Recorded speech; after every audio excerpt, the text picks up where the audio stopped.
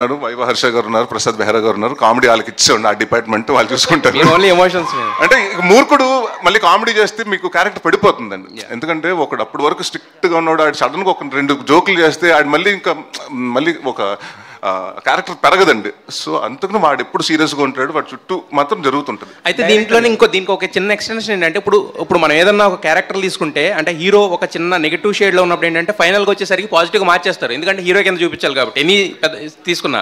But వాడిని ఎలా అయితే నెగిటివ్గా ఉన్నాడో ఆ నెగిటివ్గా ఎండ్ చేస్తాం అనేసరికి మిగతాది సినిమా అనేది జనాలు కనెక్ట్ అవ్వడం కానీ ఇలాంటిది ఎక్కువగా ఉంటుంది కదా.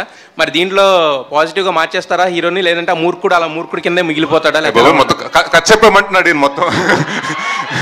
లేదండి, అది మాకు ఇంకొక 20 రోజుల్లో మీకు చూస్తారు. చాలా ఇంకా ప్రెస్ మీట్లు ఉన్నాయి మీకు. అంటే నాకు తెలిసి డెఫినెట్గా థియేటర్ ట్రైలర్ చూసిన తర్వాత మళ్ళీ మీకు అంటే ఫస్ట్ కంటెంట్ చూసినప్పుడు అది యాక్షన్ ఫిల్మ్ లాగా ఉంది, దీంట్లోకి వచ్చేటప్పుడు ఏదో ఎమోషన్ ఉందనిపిస్తుంది. సో మేము ప్లాన్ కూడా అలా చేస్తున్నామండి. So we're taking content 1 by 1. So Rajesh గారు ఒక్క నిమిషం. రాజేష్ గారు, యాక్చువల్గా మీరు గ్లిమ్స్లో భగవద్గీతకు సంబంధించిన ఒక డైలాగ్ ఏదో పెట్టారు.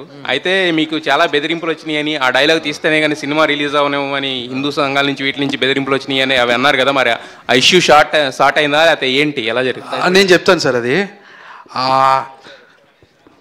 ఎవరైతే కమెంట్ చేశారో, ఎవరైతే అదంతా బ్యాడ్ వర్డ్స్ వాడారు సార్, చాలా దారుణంగా వాడారు.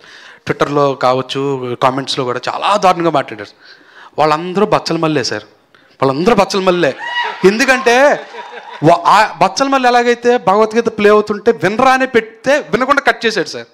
నేను ఒక మంచి పాయింట్ చెప్పడం కోసమే నేను పెట్టా, అది ఉంది తర్వాత అన్నది అది కూడా వినకుండా ఇప్పుడే కట్ చేశారు సార్ వాళ్ళు కూడా.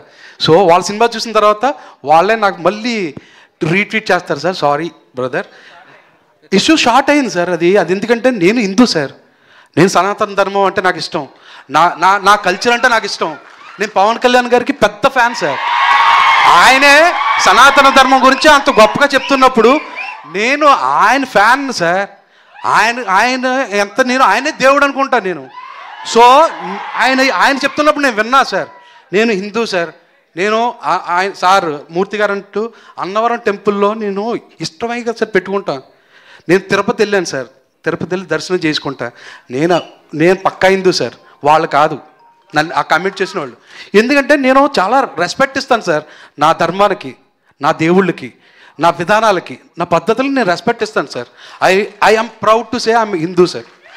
రాజేష్ గారు సార్ ఏంటి మీరు బాగా పెద్ద ప్రొడ్యూసర్ అయిపోయి అన్నిసుకుంటున్నారు ఆల్రెడీ.